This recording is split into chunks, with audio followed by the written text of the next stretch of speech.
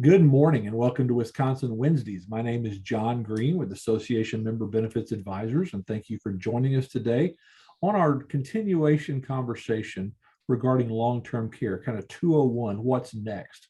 I'm joined by my co-host and our leader up in the Wisconsin area, MJ Woodall, along with Diane and Annalise from your association. Thank you so much for being here today. We appreciate you joining us. Just a couple of housekeeping details before we jump off into our conversation. A quick reminder that we are in a listen only mode for participants. That means if you've got a question, drop it into chat, put it into Q&A. We can respond back to you individually, or if there is something that the whole group would benefit from your question, we can answer it that way as well. We do record these sessions. We put them out on the WREA website. You can take a look at those, check those out. And I would highly encourage you, if you weren't with us on the 101 session, go look at that one and take this 201. Have conversations with your kids, with your family. It's a real good way to start this conversation because there are so many myths and so many misconceptions around this concept that you have that as well. You'll also notice this QR code in the bottom right-hand corner.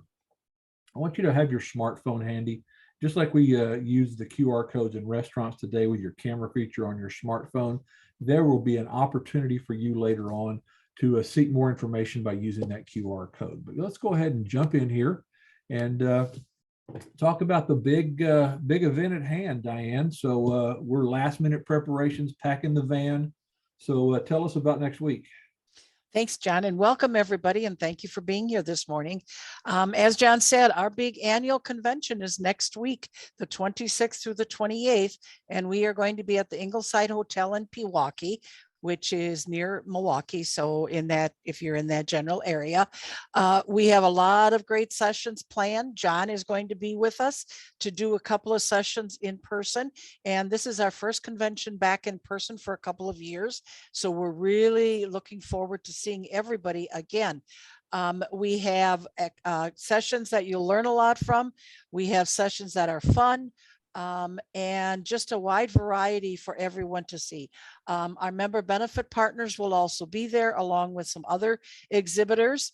And we have also, like we do every year, if you want to hear about our pension, we have representatives from ETF and SWIB who will be addressing the assembly on Wednesday. So if you haven't checked us out yet, go to our website at www.wrea.net and you can check it out right on the homepage as to what's going on.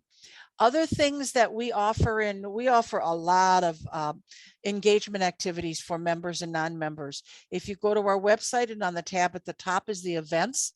If you click on that, and then you'll see the complete list of events that we have scheduled that you can participate in if you wish, and you can pick and choose what you want. One of the things that we do monthly is my Fireside Chat, and that is the second Thursday of every month, and I have a guest with me every month, and we talk about different issues that are important to our age group and to our members. So we hope that you'll join us along the way somewhere and enjoy the webinar this morning with John. Thank you, Diane. Appreciate that. Just a quick tease. Diane mentioned that I will be up there sharing.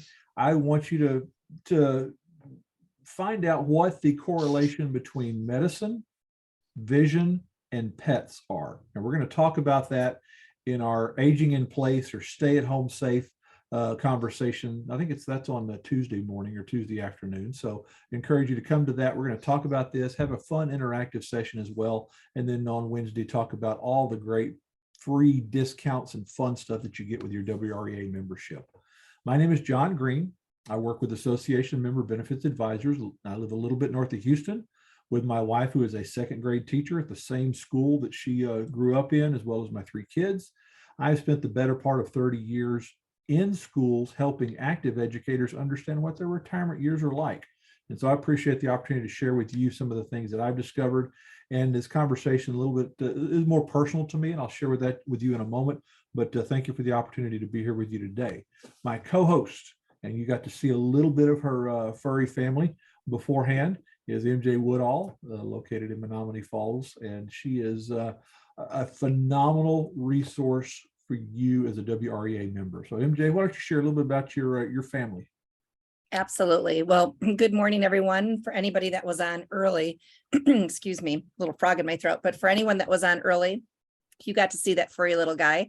So the bottom left-hand picture is when we picked him up when he was 8 weeks old. And the bottom right-hand picture was his gotcha day 2 years later.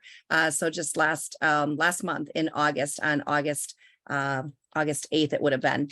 Then he was 2 years with us and everything. And he is a bundle of energy, a lot of fun. And he responds to a 4-letter word that starts with F and ends in D. So I won't say it out loud, because if I say it, I'll probably have to get up and give him another TREAT. And I think he's smart enough to know how to spell. Anyways, the other members of my family that you see there, I actually get the luxury and privilege of being able to work with an incredible team. And 2 of my family members, my 2 sons, decided to join me along with the rest of my team in helping all of you make sure that you're set with, understanding the benefits that you have, whether they were benefits from school or that you got to keep, or maybe something happened along the way. Understand where maybe you are covered well, understand where there might be gaps, and also to help you with the discounts that are available to you when you are a member of WREA. So the biggest piece that WREA helps to protect is your pension. And it is the biggest benefit that you have, the largest, most incredible benefit that you have. It is phenomenal. It is, a coveted piece. When I get to talk to members, it's really exciting to understand how many years of service that you've put in with the school, and how long you've been in education and what you've done all those years. And you've got a phenomenal pension that goes along with it.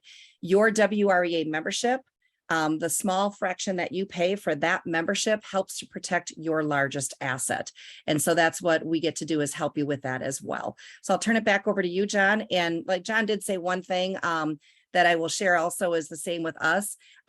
This resonates a lot with John, and it resonates a lot with myself, because we've gone through some of these things with family members, and we'll talk about that along the way. So John, I'll turn it back to you. Thank you, MJ. Appreciate that. Again, just a reminder, WREA, and MJ touched on this and Diane did as well, that pension is so valuable. And WREA is there to support that pension, to watch out for it, to make sure that they don't make changes that could adversely affect you, preserving your health benefits, keeping you connected, excited to get back together for the first time in a convention setting in a couple of years.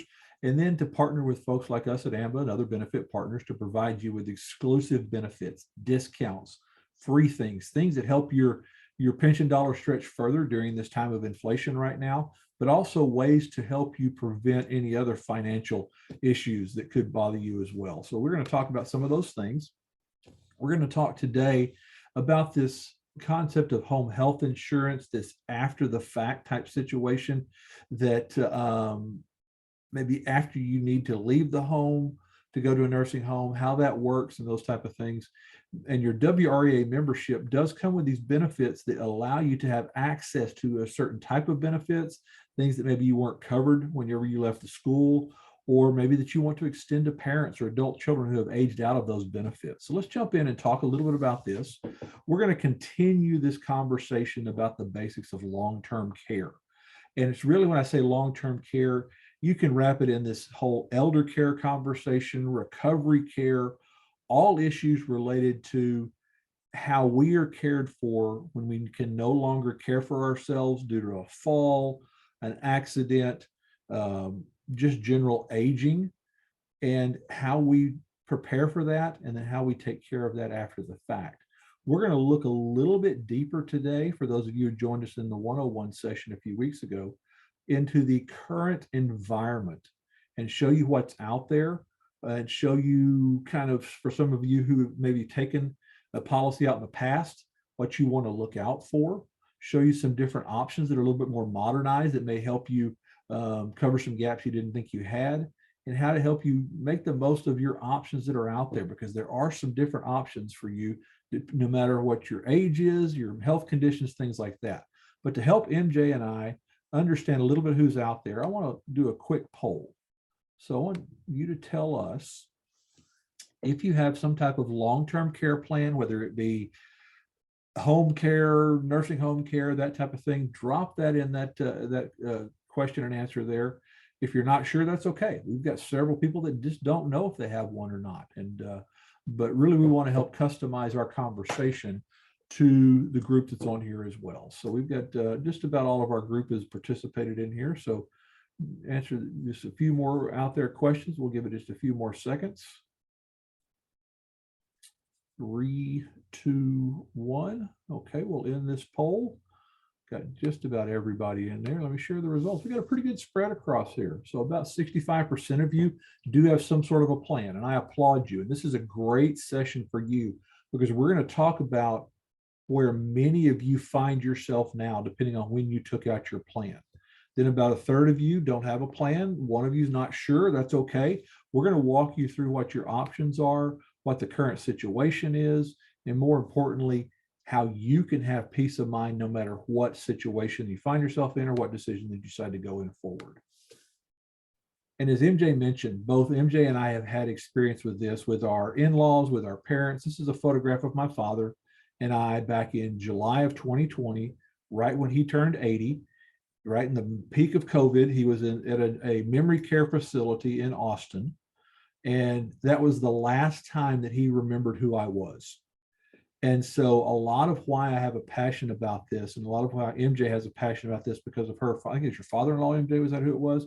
Have Yes. this because it has directly impacted us. And so we're going to share with you some of the things we learned, some of how we learned how long-term care works because of what my father did to prepare, never expecting this, but just to prepare just what if our family was able to make sure he had the best care possible, stay at home as long as possible, and that my stepmother didn't have to change her lifestyle because of having to pay for the expenses of his long-term care experience. So this is kind of why we do this.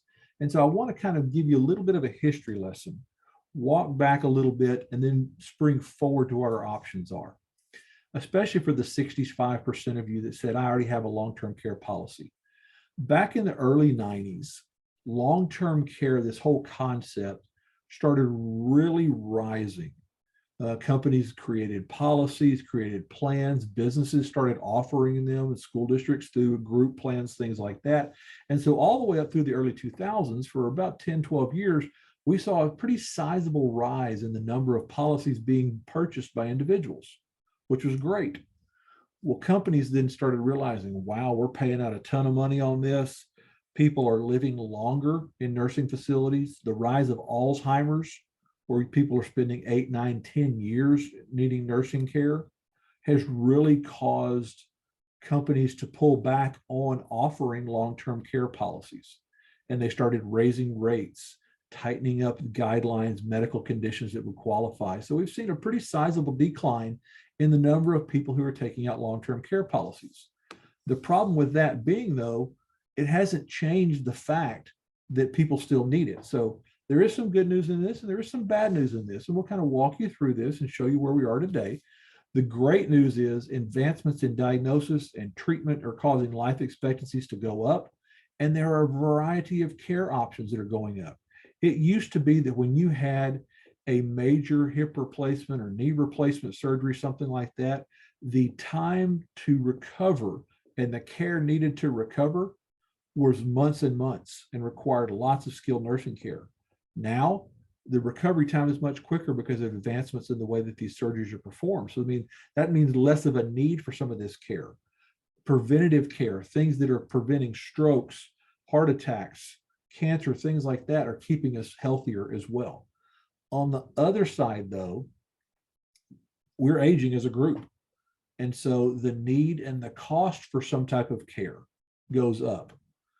The smaller families that we have now reduces our care pool.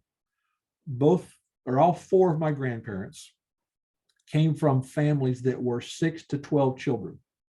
So you had a bigger care pool if their parents needed someone to take care of them. And my grandmother took care of her father, my great-grandfather, for probably 20 years. And so, but these smaller family pools are reducing that care pool that can take care of us or our parents or grandparents as well. There have been more restrictive policy language as companies have tried to stay in the market to offer long-term care. They've been kind of reducing what their coverage levels parameters are, things like that. Medicare has made significant changes because this is where their costs get eat up. And they've made some sizable changes there to prevent them being a long-term care provider. Then all of a sudden premiums have gone up for coverage. People have had to take out longer elimination periods, and we'll talk about that in a moment, to keep their costs low. And then all of a sudden COVID-19 comes in on top of this. And when COVID-19 came in, it exposed the fact that most nursing homes share staff amongst each other. For maybe physical therapists, for program directors, things like that, a lot of staff will rotate around to several different nursing homes. Well, COVID comes up and the government says, you can only stay at the one facility where you're working. We don't want to have transmission across multiple different facilities, vaccine requirements, things like that, funding. So it really caused some turmoil in the actual nursing care industry, and has caused some costs to go up. We're going to show you that in a moment. So that's some good news and bad news. But again, it didn't change the fact that 70% of us over the age of 65 are going to need some form of extended care in our lifetime. Now, this extended care may not be like my father's or MJ's father-in-law, where it's through the end of your life, but it could be care for a slip and a fall coming out of church on a snowy day. It could be as a result of a knee replacement or a hip replacement surgery, something like that. Or it could just be home care because you're not able to do some of the things you used to could do when you were younger. So that fact hasn't changed regardless of the situation with the long-term care industry. If you were with us on the 101 session, we covered the cost of care in Wisconsin. And I do these webinars all across the country. The cost in Wisconsin floored me, how expensive it is to have, especially nursing home, private or semi-private room. Now you see these red numbers that I put out beside them, one little slight green number. This is just the change in the past year since we've been doing these webinars. You can see how inflation, COVID restrictions, labor shortages, things like that have driven up the cost of care in Wisconsin. And so many people find themselves saying, I have a plan, but it's not going to cover what I thought it was going to cover when I took it out 15, 20 years ago. And don't want to get frustrated with that, but you just need to understand what's out there. I want to encourage you to write this down. Write down genworth.com, GENWORTH.com. You see that at the bottom. When you go to their website, you can go look at their cost of care widget.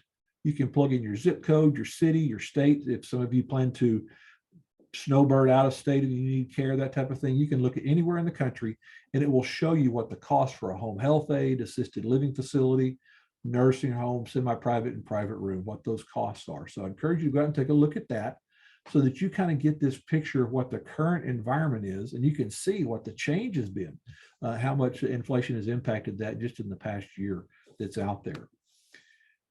We talked about the historical components of a traditional long-term care plan. And for those of you, the 65% of you on this call that took out a plan, your plan probably has many of these components.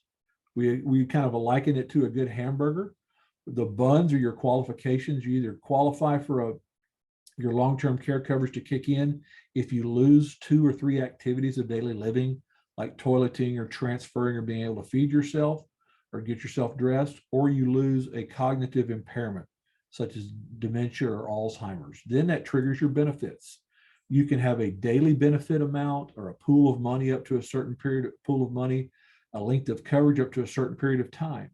What we found is that many people have a plan that will cover them if they took it out in a group setting through Genworth, through their school district, which is very, very common. You'll find that it is maybe a 3-year plan that only covers a certain amount of money for 3 years. Some have a 90-day elimination period, which means that you have to pay the first 90 days out of your pocket. And if you go back and remember, some of those plans, some of those services were at $9,000, $10,000 a month, so you may have to have $30,000 to $36,000 out of your pocket before the plan kicks in. And then where you get covered, whether you have inflation on top of that rider, non-skilled services. We want to walk through this, but it's so important, especially for the 65% of you on this call that have a plan. Review that periodically. Dust it off, pull it out of your drawer, contact MJ. We'll show you how to do that at the end of this call today. Let her look it over. It may fit exactly what you want to do. You may find out, oh, I've missed some provisions that I was supposed to take advantage of because you get a whole lot of mail. And my mother, she's 81. I go see her periodically every week or so, and she's got a stack of mail. What does this mean? What does this mean? What do I need to do here? And so we just kind of walk through it. Some of it's very important, some of it's junk mail, but just to set herself at peace of mind, if it relates to her benefits, we'll cover that and say, Mom, you need to do this to make sure that this plan keeps going, that type of thing. That's what MJ and her team can do for you, help you decipher that. So I'd encourage you, those of you especially that have a policy, take a review to make sure it still fits your need. So here's where many of you find yourselves now, and MJ and her team, and I see this all across the country. You're starting to see some periodic rate increases on policies that you already took out that didn't have rate increases for many, many years. But carriers are coming back and saying, all right, we're going to take these rate increases, but we're going to offer you to reduce your coverage to keep your premium at a lower level price. Sounds good on the surface because you're not anymore out of pocket, but you don't know what's going to happen with your costs. Is it going to cover enough? Some of these longer elimination periods that people thought, okay, that was great. It kept my premiums low for many years. Now I have to spend $30,000 before I get any type of coverage. You know, that kind of concerns them as well. And so you find that, you know, your current or your future needs are not met with the current premium or the current coverage that you have right now. It won't meet those future costs and things like that. Some plans, and again, it's important to review them, may not have covered home care, or they're restrictive on home care, or they give you 70% of your coverage if you're taking care of at home. So it really may restrict on where you get your coverage, and you may not be able to get the type of care that you want. So if that's you in that 65% group that are with us today, if that's you, again, I encourage you to review this. And we got a phenomenal email this week, and Diane forwarded this to me. And this is not a customer of AMBA's, it is a WREA member. We sent out this reminder telling, hey, register for this. And she came back and says, long-term care doesn't cover $8,500 a month, and I have to have a roommate, and it only lasts 3 years. I started this years ago. You know, is this a ripoff kind of thing? Don't know if you're on this call today. I would encourage you, let's review that policy. What you took out, what was possibly sold to you through the school many years ago, may or may not meet your needs, but there may be other options out there. I applaud those of you who had your planning done, because again, my father was healthy. He ran track at University of Oklahoma, played basketball up until he was in his mid-60s, never even thought he would have a health issue. Took out long-term care anyway, started having a series of strokes many years later. I'm glad he had that plan. Don't get rid of your long-term care plan if you have one. Please, please, please do not get rid of your plan if you have one. But this is why we have these conversations. But if you have that plan, and when you meet with MJ to review that plan, think of these things in mind. These are kind of the current realities in long-term care. And these are provided to us by government sources, some of our providers that do this as well. 28 months, so a little over 2 years, is the average time that someone spends in an assisted living facility. That's one of those kind of in-between places that you can't live at home, but you're not full-blown nursing home. You don't need that full-term care.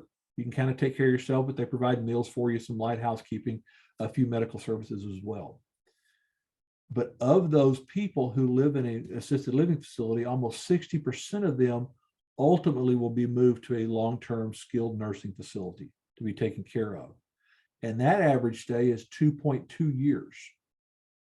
My father was about 23 months, 22 months, somewhere in that area. For Alzheimer's patients, though, I met several Alzheimer's patients in this facility that were there 4, 5, 6 years.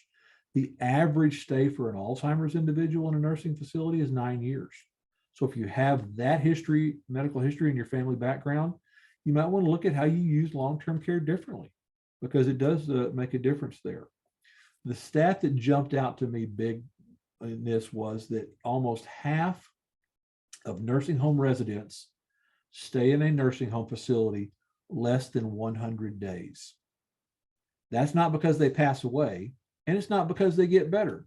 It's because that's as long as Medicare will pay. And as long as Medicare even contributes anything, not to mention a co-insurance payment that you might have.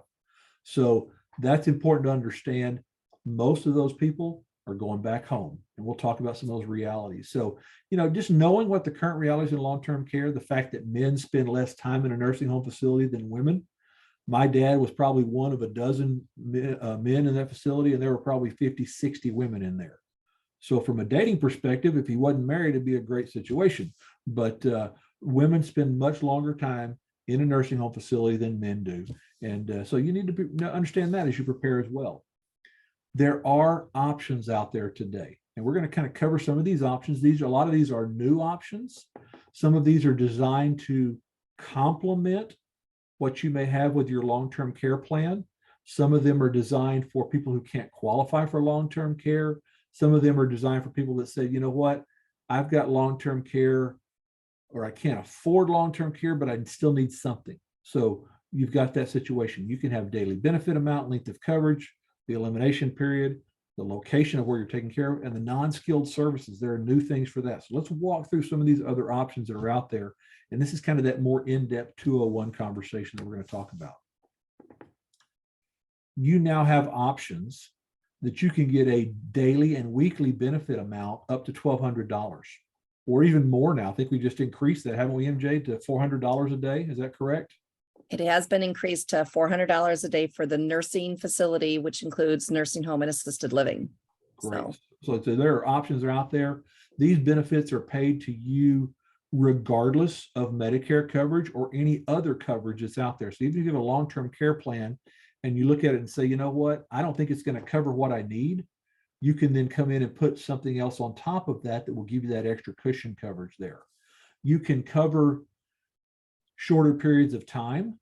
You can cover up to a year if you want to, that maybe you want to say, hey, I want to protect my assets for at least a year with this type of plan before I then need to do something else. So you can give yourself a length of coverage. And then some plans have a recurring benefit up to a maximum of a certain period of time that say you have a fall or you have a surgery or a hip replacement surgery that will cover you for 3 months. And then a year later, you have another one. It'll give you more coverage later on. So it's not a one-time use policy. Some policies have recurring benefits that are in there as well that give you that protection there. So it takes care of those two things for you. And this large elimination period. An elimination period is just like a deductible on your auto insurance and your home insurance that says you've got to pay some money out of your pocket first before the insurance company provides coverage.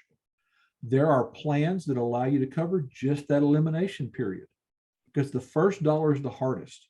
If you've got to come up with for yourself or for your parents, $9,000, $10,000, $30,000. And MJ, I want you to share a little bit about your friend that had a slip and fall at church.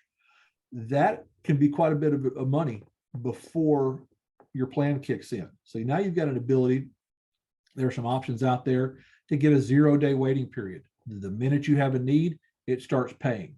Others can be for shorter periods of time or longer, depending on what your situation is. So MJ, tell us about that individual you worked with that had a fall at church. Yes. So there was a lady I worked with a few years back that slipped and fell at her church. She thought she was fine because she had a long-term care plan in place. She went into a facility right here in Wisconsin, and that cost of care was $336 a day. You start doing the math, and when you look at that math, that ended up being over $10,000 a month. So she, again, had a long-term care plan that was in place, but that long-term care plan had an elimination period of 90 days, which means she needed to self-pay for those first 90 days before her plan would pick up. Okay. We ended up talking and we were able to fill that gap should she have anything in the future. And she said to me, MJ, how much is this going to cost? And I gave her what that rate was going to be. And I wasn't sure if she was going to want to do it. And at the time, she wanted the full $300 a day because she said, are you telling me that if I would have had this in place, that cost of $336 a day would have only cost me $36, because this plan would have paid the other $300. And I said, absolutely, yes. She's like, I don't care what it costs, because let me tell you, I just spent $10,000, more than $10,000 a month. So when you do it, it didn't cost her anywhere near that, of course. But when you look at those numbers, the first dollar, John, you've got this right on the slide. That first dollar is the hardest, right? Having to take that, you might even have that, but do you really want to pull that when there's other options out there for you? So we can fill those elimination periods. We can help with that as well. Exactly. And that elimination period, when you pull out your homeowner's policy or your auto policy, it'll tell you have a 1% or $1,000 deductible on your home. You've got a $500 deductible on your auto insurance if you get into an accident, something like that. Pull out your long-term care plan. And especially if you had taken this out 20 years ago, it may say you get $100 a day benefit, and it's going to last for X number of years. And you think, okay, fine, I've got an elimination period of 90 days. That's only going to cost me $9,000.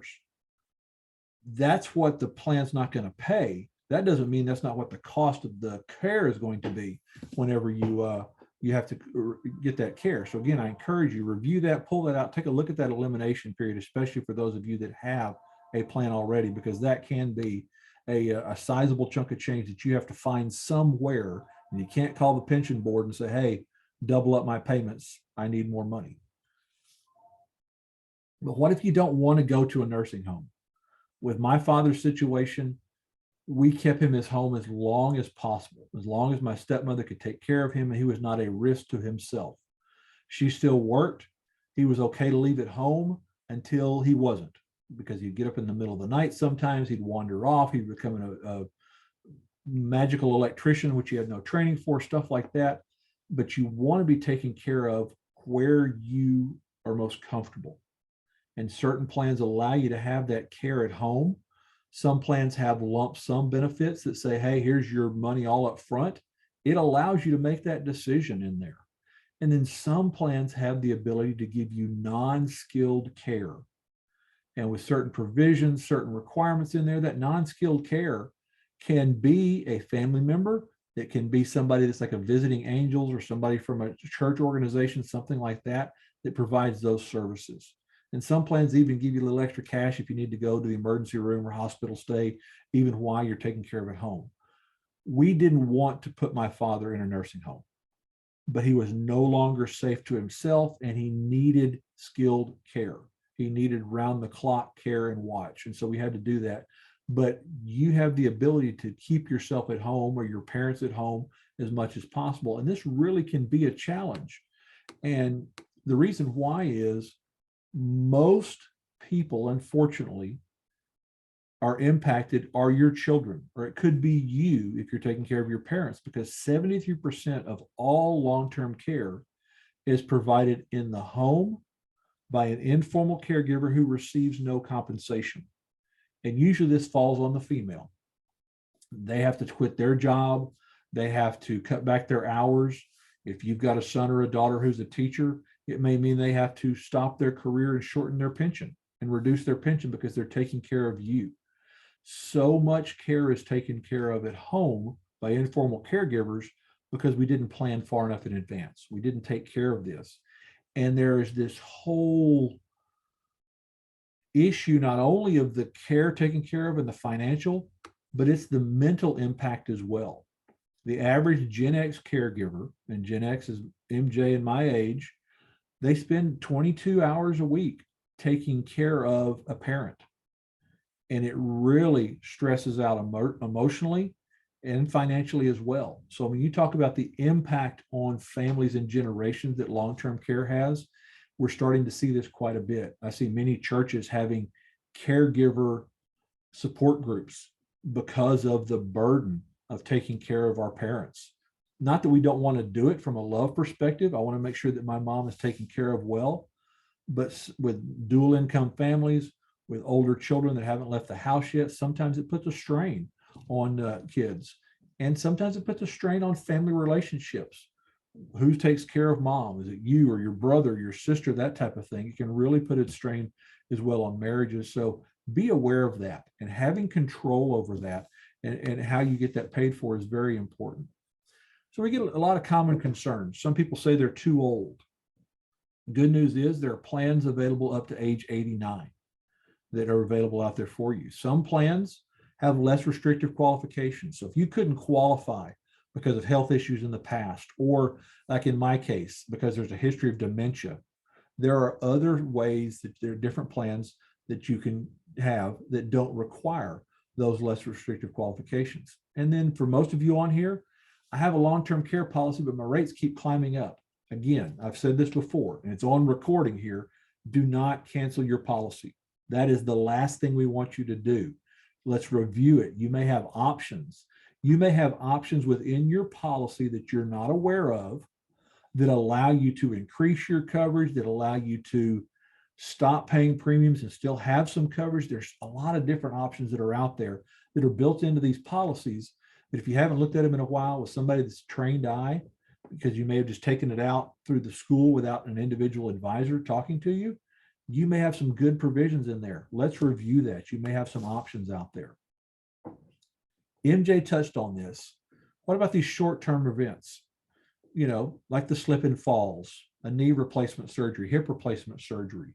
There are some plans out there that would give you a lump sum of money to defray those expenses, to have that in-home therapy come out to you, because a lot of times Medicare will cover the procedure, but they won't cover the recovery after the fact. They won't put you in a skilled nursing facility. They will not do some of these things afterwards. You can have that yourself and have control over it. There are plans that do that as well. We talked about this. We kind of showed you some numbers. Most people have to spend down their personal assets or get assistance from family or friends to take care of their extended care. We're going to briefly touch on the Medicaid program here in just a moment. And then other people, like the 65% of you, have chosen to get some form of extended care coverage, and I applaud you for that. It's important to know that no matter what route we go, there are costs. There are emotional costs, there are physical costs, and there are true financial costs. And so we want to break those down for you and kind of show you a little bit what your options are. There's this misconception, and I've had this conversation with my brother. Medicaid is going to cover everything. Medicaid and Medicare are different, of course. Medicaid is designed for truly financially indigent individuals. It is extremely difficult to qualify for. It is even more difficult to qualify for retired educators or individuals on a pension plan, because usually that pension plan doesn't drop you below poverty level income.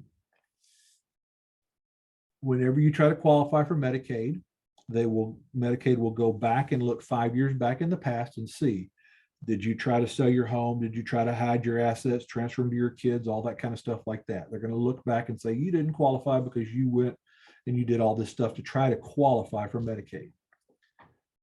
Some people will try to go to a Miller's Trust, and this Miller's Trust is totally irrevocable, but it puts all of your assets and gives them all away, or puts them in control of the state, including your pension. And nobody wants to give your pension away.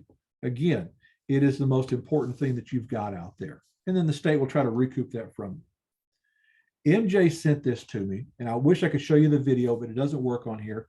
But those of you who are involved with Dave Ramsey or familiar with Dave Ramsey, I happen to actually be taking his class during a church this year. And so he talks about long-term care. And he talks about self-insuring, this concept of taking care of it yourself. He says, if you've got a net worth of $4 million or more, then you can afford to self-insure your long-term care needs. Other than Diane, there's probably not many of us that have $4 million net worth, you know. So Annalise is getting close, and I appreciate that. She's been saving. But if you've got a $4 million net worth, that's great. You can plan to take care of it yourself. The rest of us, we need to make sure we can do that. And I went off to his website and talked about long-term care. There are a lot of things that Dave Ramsey's for and a lot that he's against, but he's a big fan of long-term care because it allows you to live in your home longer.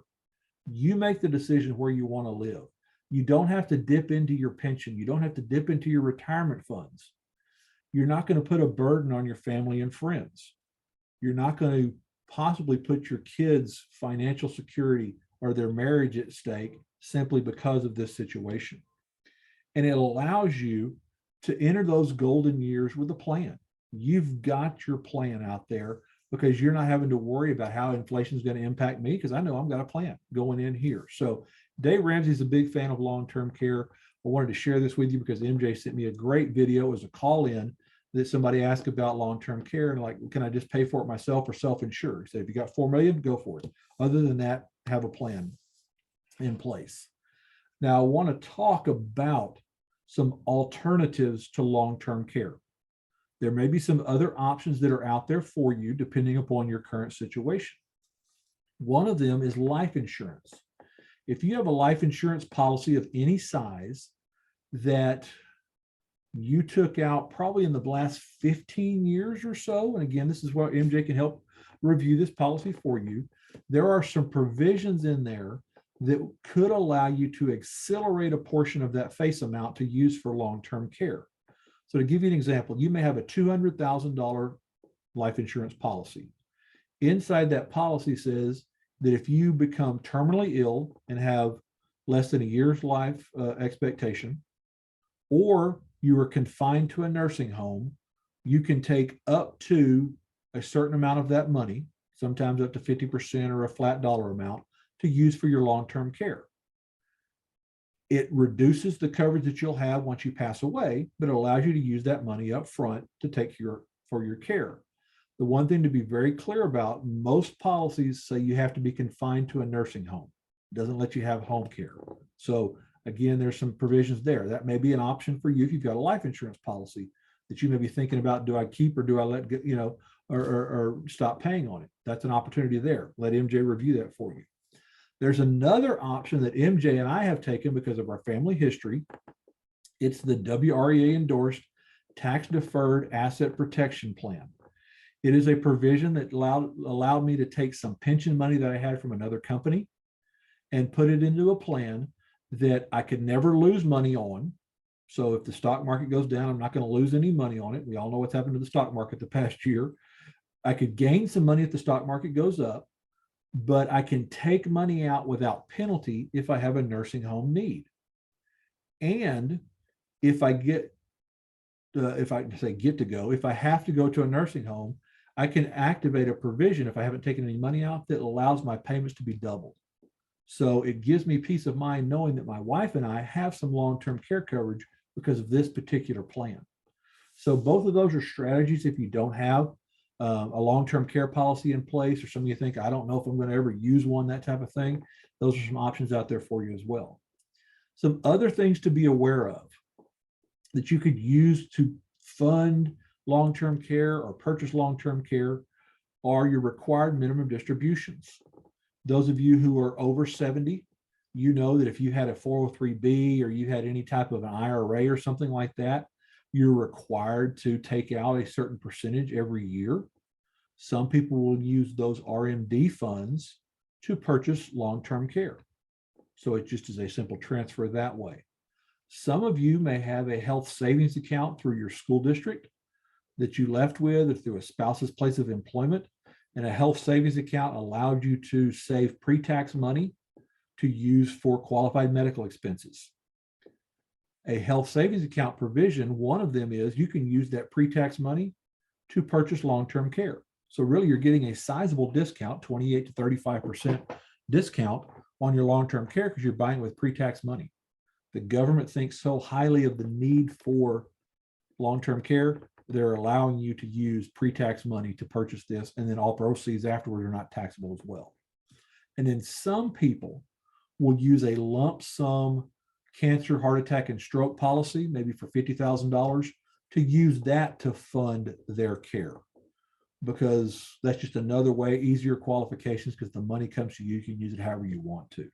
So again, those are some other unique options that you've got out there. I encourage you, contact MJ, let her know what your situation is, and she can review those options with you. So I want to open it up to questions now.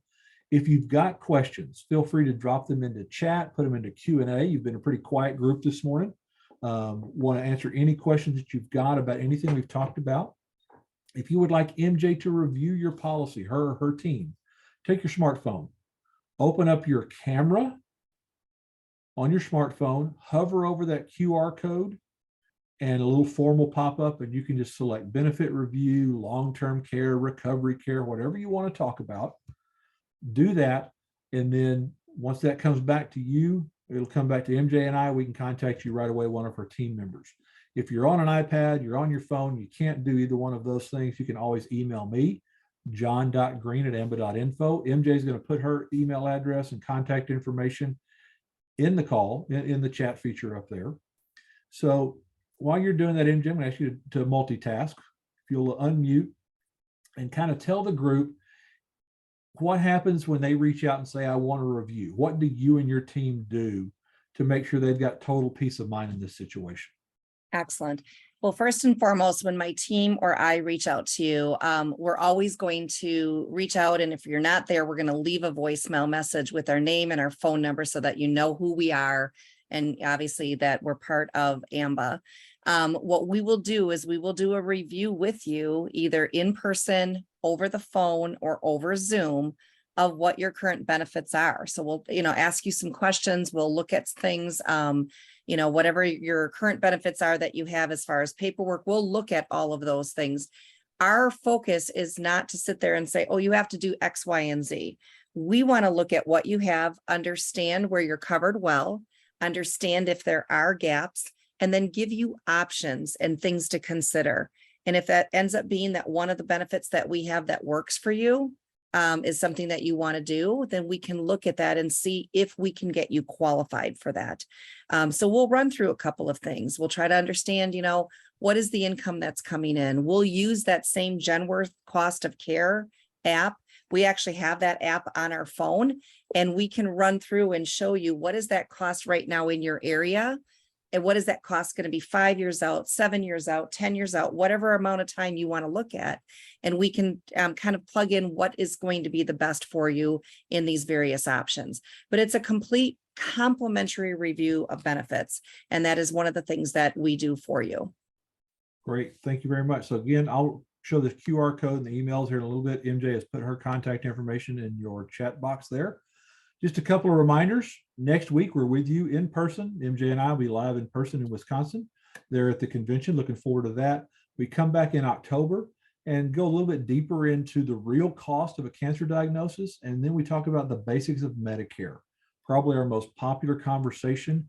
By that time, you will be having breakfast with Tom Selleck and Jimmy J.J. Walker all the time, so you're going to want to find out what they have to say. We'll talk about that. We'll talk about Medicare basics, all that type of stuff. Come in, wrap up the year with some holiday discounts and fun stuff as those leaves turn golden and maybe the snow starts falling and the cooler weather comes. So sign up on the website. The calendar on WREA is phenomenal. Also look for your emails and stuff like that go out as well. Tell your friends about WREA. It's so important. And I think, Diane, you've got a session on voting and being active coming up next week. It's so crucial that retired educators and their friends and family become members of WREA, because when you've got a voice of any size, you can move mountains. There are things going on with Congress right now that many associations across the country are working on in regards to Social Security and different issues related to that. Because the voice has grown so large, WREA can have a part in that. You can have a part in it. So tell them about these webinar series. It's just another value add of part of membership, and it introduces them to WREA, lets them know who we're about, what they can do for you, and why you might want to join. So I'm going to stop recording here. And if you feel more comfortable with holding up your hand on the